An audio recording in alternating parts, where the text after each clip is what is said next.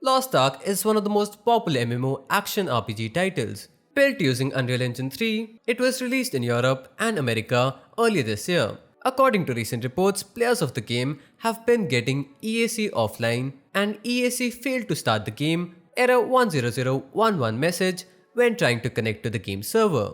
It's interesting to note that the error was fixed in a past update but has now resurfaced after the July 6 update. Players have tried restarting their PC and the game, but the disconnection issue persists. As it turns out, Lost Ark developers are aware of the issue and are currently investigating it.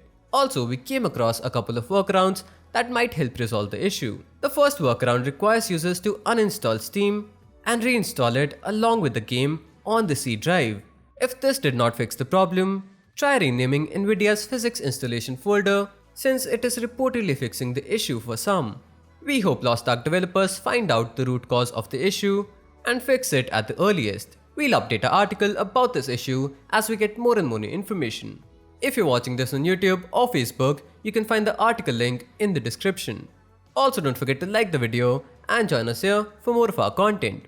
This was it for today's video. Thank you for watching.